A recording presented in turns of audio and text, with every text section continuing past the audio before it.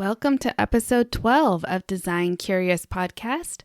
I am your host and mentor, Rebecca Ward.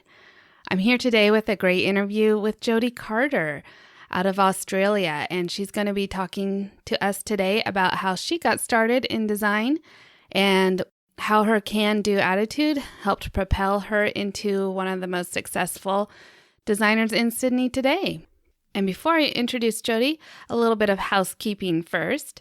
As we are approaching Black Friday and the holiday season, I wanted to put out there that my design mentor is having a promotion. There are a couple different ways that you can win a 30-minute bonus call with me, just a one-on-one to ask all of your questions about starting out in the career. So if that's something that interests you, I encourage you to follow us along in Instagram, where we're going to post probably most of the details there. And you can send me a message if you like, if you have any questions about that. But I would love to meet with you guys and have you take advantage of this opportunity.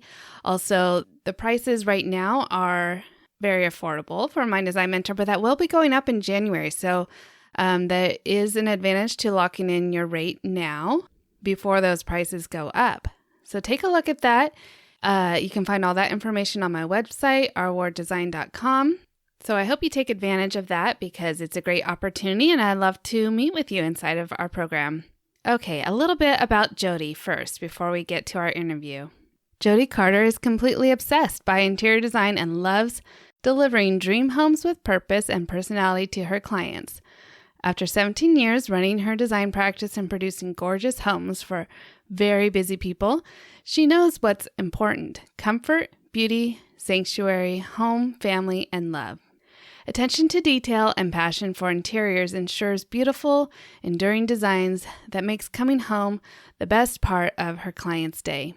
Jodie has perfected her processes and knows she can deliver an experience and end result that is enjoyable, satisfying, and importantly, on time and on budget.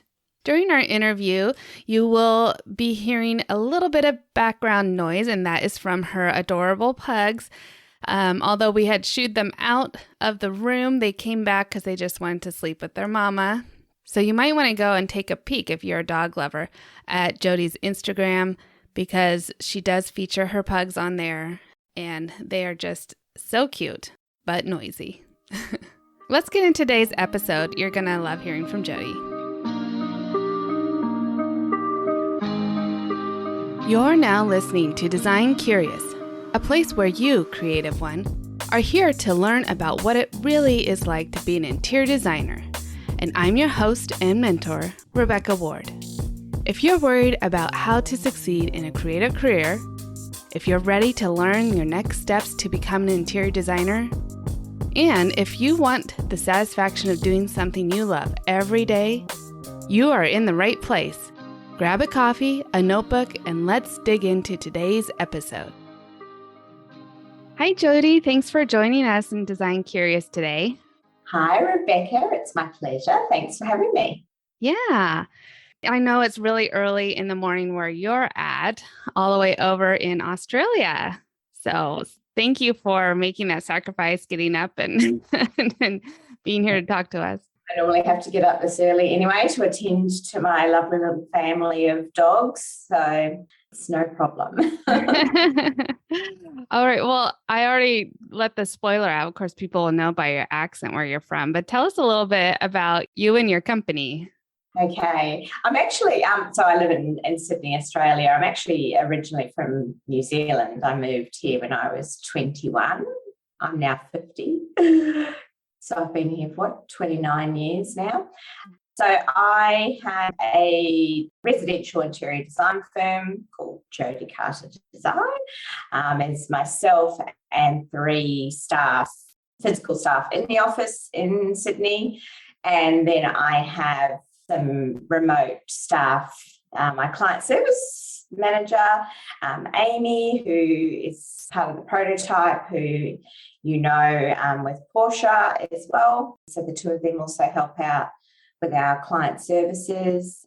I think that's all we have. Yeah. So we're 2 part-time ladies in the office and 1 full-time designer, and myself, I'd say pretty much full time and more.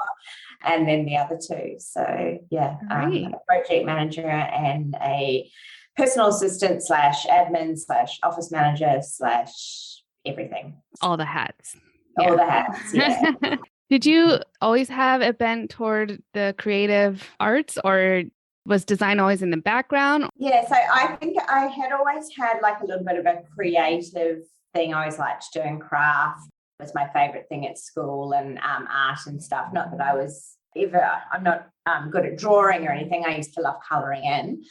And I'm actually colouring in again now. Like sometimes I have my little colouring in things for adults. So it's like, oh, yay, what a great invention. My dad was a builder and my gran was a big sort of homemaker. My mum would work when we were younger. And so did dad, obviously, and gran lived around the corner. So we would go and spend time with her after school and in the weekends, and she would take me to art galleries and nice. She collected art and things. So there was always like a bit of an appreciation for home and art and stuff like that. And then dad, I remember playing with, because he was a builder, and he would have like Laminex samples and paint chips and things, and I would like play with them, and I was quite fascinated by all of the colours. Yeah, so but everything kind of was stifled, I guess. Oh, actually no, when I bought my first house at age 17 in New Zealand, because I worked for this building company, and it was $100,000. I was engaged to some poor man named Phil. Yeah, so I must have driven him crazy, but we bought this house, and dad liked all the finishes and colours and stuff inside it. And it wasn't long before, then the relationship broke up and I moved to Australia. But so I had that kind of home thing of having done up, or not done up, but having had that experience of having a home. So I always had something about home. And then when I got to Australia, I was working in very different industries, accounting and human resources and recruiting and stuff. But then when Steve and I bought our first house, it just kind of exploded then, because I fully had this home that I could do whatever with. And he was he was a builder, a tradie, not a builder, a roofer, but very, very handy with anything. So I'd say, like, knock out the back wall and put these doors in, and he'd go, okay, no worries. And like, we did it properly through council and stuff, but he did it, and we were the owner builders. So we were a good partnership in that way to make things happen. So tell us how you got into interior design. Did you go to school for it? So I came in backwards. I had my career originally wasn't really much of a career. So I started off working in New Zealand. I was working for a home building company, that build new homes in new home divisions. And then when I moved here, I worked at Westpac Bank in accounts payable, and then human resources. And then I went from there to working in recruitment and recruiting staff for companies, like, recruiting admin staff. And then when my husband and I bought our first house, and the very weekend, I think, that we moved in, we were like, oh my God, let's knock down some walls, do this, do that. And it all sort of started then. Yeah, so it kind of started there with just this, oh my God, I love this. It was like a light bulb went on, or it's like what you had been waiting for your whole life type of a thing? Oh, yeah, God, yeah. I'd gone on maternity leave from working in recruitment, and I was really over recruitment, but I had no idea where I was going or what I was doing. The last thing I had thought of really was starting my own business, if you believe in all that sort of stuff. When I first applied to do that colour course, we couldn't afford it at the time. It was $4,000. And back then that was just so much money. And so I had just felt sort of like, oh, okay, well, we can't do that. I'll just, I put the brochure inside a magazine, and that was in, like, just left it in a pile of magazines somewhere. And I probably didn't look at it I never went back for a long time, 6 months or more. And Steve and I went away for a weekend, and a friend of ours house sat because we had the dog, and she was reading through the magazines and she saw the brochure, and she wrote a note to me on the brochure saying, you should really do this. You'd be great at it. And then she put it back in the magazines. And then we came home, and it wasn't until it was maybe even another 6 months later, and we were moving things around the house because we were about to start renovating another part of the house. So I was picking up the magazines to move them, and the brochure fell out in my lap. And I went, oh my God, like, this is a sign I have to do this, because I opened it up and she'd written this note in it. And she never told me that she'd written the note in it or anything. Yeah. And I rang her, and she was like, oh my God, I wrote that like 6 months ago or something. Yeah. So, okay. So we worked out a way to do the course. We did like a payment plan. Steve was quite supportive of me at the time to do it because he knew how crazy I was about it. Yeah. So I kind of had that little thing into it. If that hadn't have happened, I don't know. I probably would have just gone back to my recruitment job. Sure. And yeah, who knows? But yeah, it's meant to be. Wow.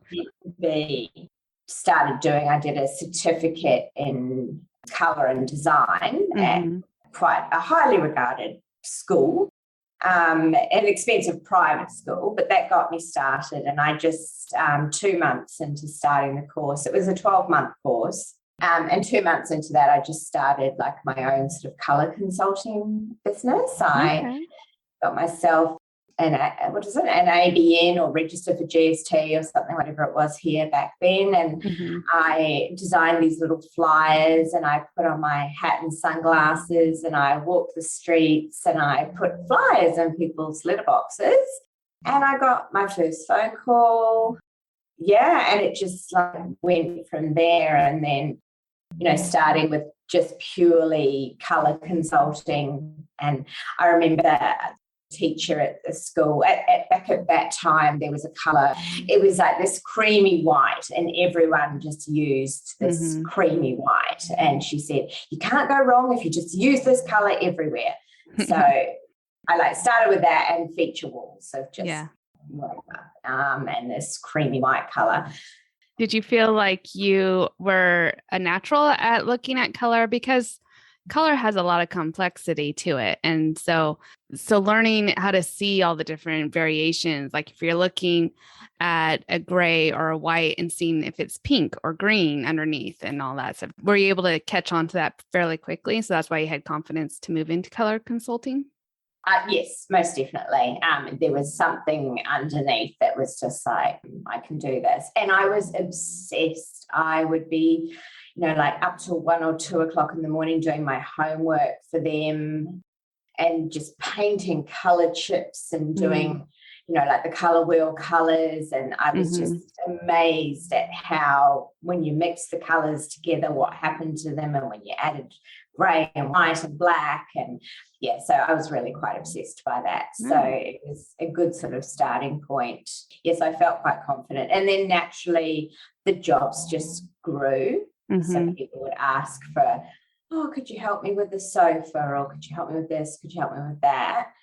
And then I'd say it was probably about a year later that I started to do a diploma in interior design, because I realised that there was a lot of skills that I didn't have. And I was being asked to do some things which I really didn't know how to do. Was that drawing floor plans or things like that? Yeah. Yeah. And I had no confidence with that whatsoever, even though we had designed our home, although that it was so basic, that first home. It was a little 3-bedroom, tiny home.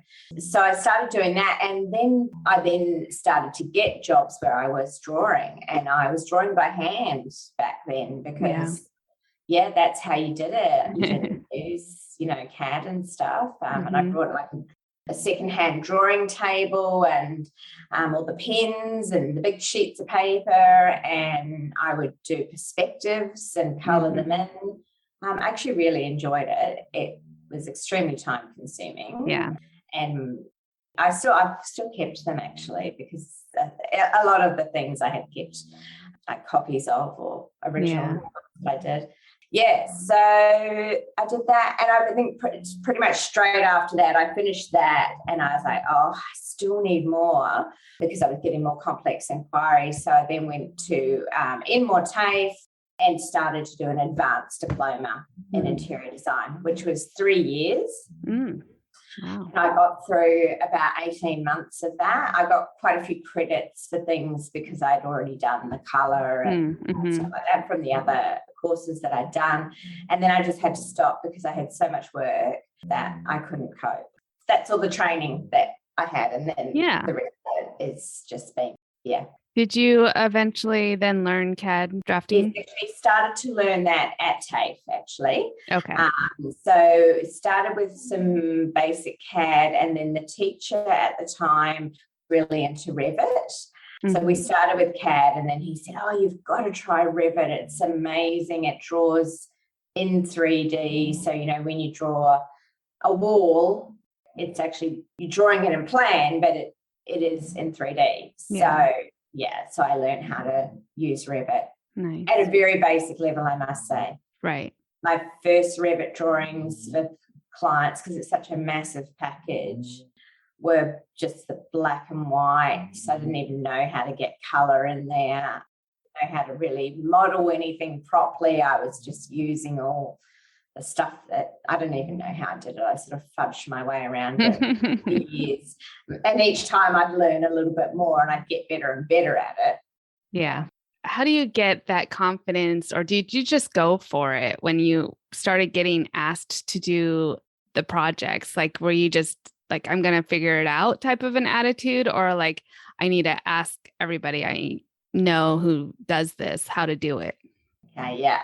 It was a lot of, I'm just going to figure it out, because I was so determined that I was going to do this. So I would say to clients, yeah, sure, no problem. I can do that for you. And then I'd get in the car and I'd like silently scream to myself or scream out loud and go, oh my God, what have I done? And then I'd go home and I'd be up half the night working out how to do it and researching it. Because back then, I didn't find BOD until 2019. Yeah. So what are we now? 2022. Yeah. So I had no idea how to, there was no one else to sort of contact. It was all very undercover kind of, people didn't share information. I had no one else in a network to speak to or ask a question of how to do something. So I really had to work it out myself and research. And it was also at a time when, if I was looking for inspiration, there was no Pinterest boards and things to, pin stuff and save stuff. I had piles and piles and piles of magazines. So I'd be sitting on the floor, flipping through 10 million magazines, trying to find what it was or something that inspired me or gave me ideas. So I had hundreds and hundreds of, that was good. Yeah. So it was very much just trying to work it out myself. Yeah. I would say it's probably a lot easier now with, internet being everything's so accessible. Yeah. And I feel like there is a shift for the most part, in community and people wanting to share resources and methods and things like that. Whereas I'm with you, like when I started out 20 years ago, nobody would want to talk about what they're charging or what methods they were doing or how they got the resources and things like that. You just go figure it out yourself. It is so closed down. I had no idea. I had no idea if what I was charging was right or wrong. I had rung a few little local companies and pretended to be like a potential client to see what sort of rates they charge. So I had done a little bit of research like that. But in general, it was very hard to get information. Yeah. So you never then worked for another designer, so you always were on your own. Did that ever give you any kind of insecurity or any feelings about having your own business and not knowing how to structure it? We talked a little bit about that, but because a lot of times people, will go to school and then they'll internship or work for someone else for a little while, but you just kind of went for it right out of the gate. Yep, I just winged it. Fake it till you make it. That whole entire thing, yeah, I just learnt as I went. If I did something wrong and it didn't come off, then I didn't do it again, make me know. I was looking back through some really old documents, and like the very first business plan I wrote, and I had $250 in the bank, and some really cute things that I, looking back at what I had done, back then, and doing these little business plans and stuff. I'm amazed that I got as far as what I got. But it was so damn hard. I mean, sometimes you'd have extreme highs of like, really good things would happen, and then because I didn't know how to run a business properly, or I was winging it, I would have extreme lows as well, when things would just go really wrong, and I didn't know how to get myself out of some of those situations. So that was interesting times. Yeah. Well, is there something that you know now that you wish you had known when you started out?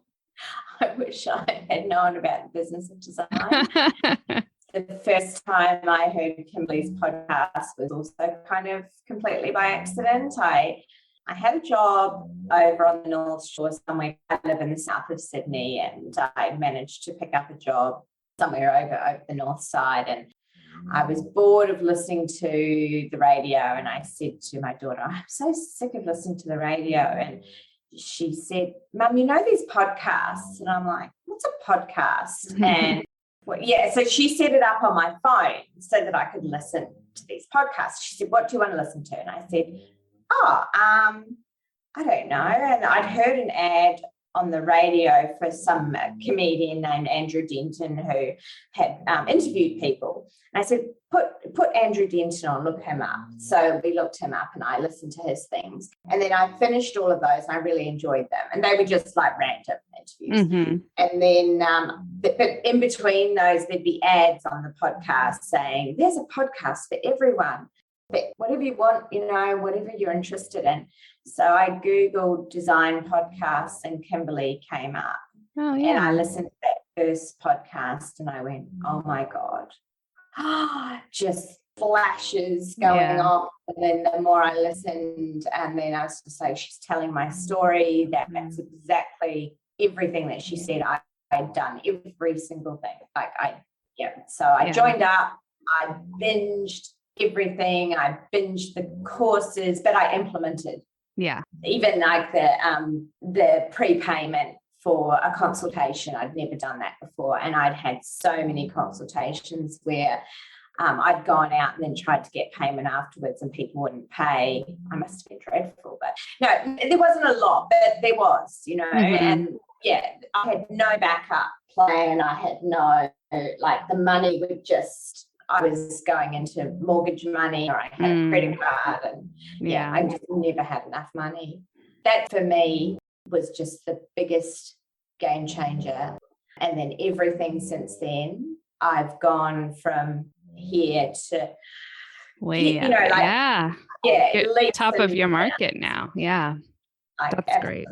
Incredible. Great. Well, besides, of course, Business of Design and Kimberly and all those things that you're plugged into now, do you have any other advice for a designer who's starting out, maymay or may not have their own business, but just is starting to think about a career in interior design? Like, is it worth it? I think it's a lot harder than what you think it is. Yeah. Every time funny things, if you're going into a store and you buy something and they say, what's your email address? And you go, Jodie design. Oh, you're an interior designer. Oh, that's so fun. I'd love to do it. It's not fun.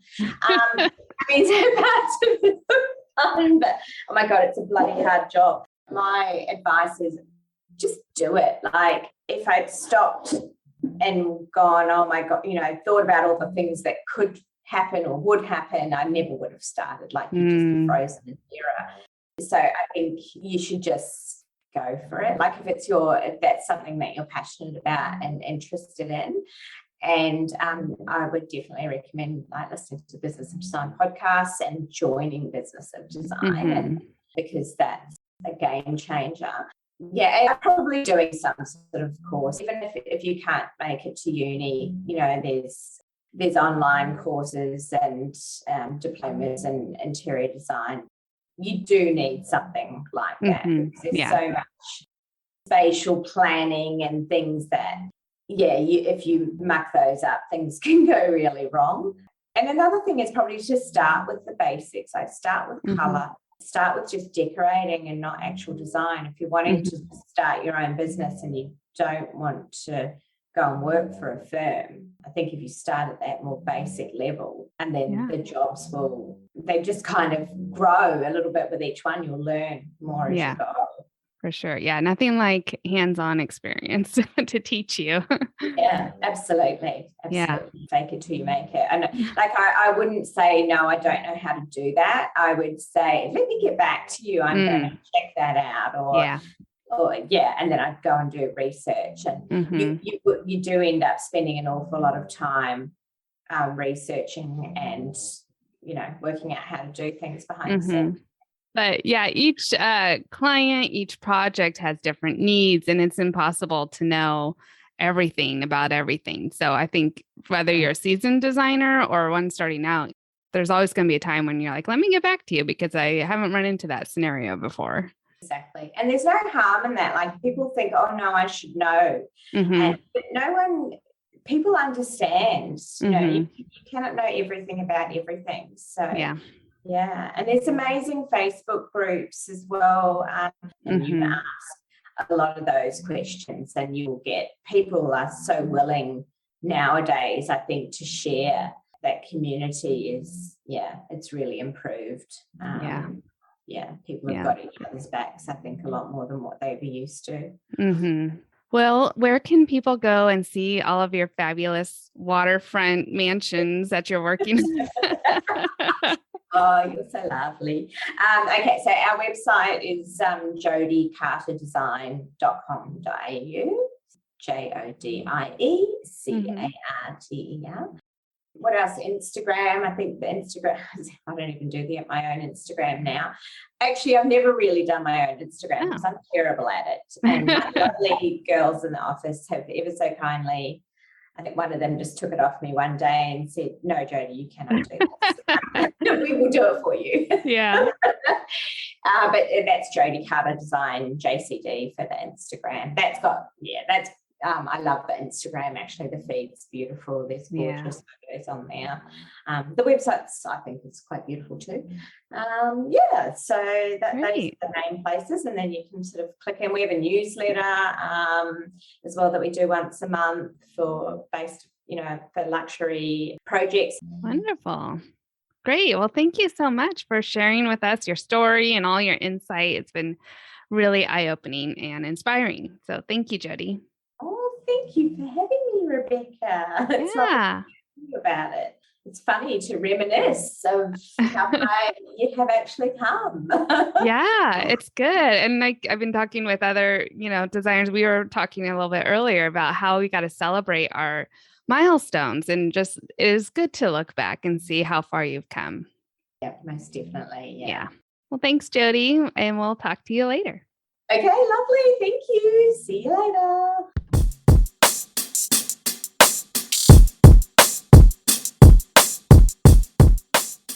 I hope you enjoyed that talk with Jodie as much as I did. She is such a great storyteller. And in fact, I've heard quite a few of her life stories as we've gotten to know each other over the last couple of years, that I'm always encouraging her to write a book. And I think she will someday, because she just lives through the greatest adventures. But she has such a wonderful approach to her business.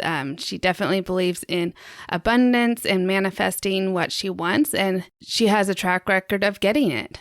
So definitely follow Jodie. We're going to put all of her contact information in the show notes, as well as The Business of Design, which is a coaching program from Kimberly Selden, who also has a podcast. You'll want to check that out. So we'll include those links as well.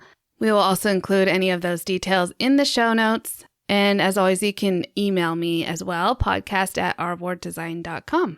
That's it for this week, Creative One. So stick around for a great episode next week and discover if interior design is the career for you. Thanks for listening. If you love this episode, please leave a rating and a review. This helps me reach other curious creatives like you.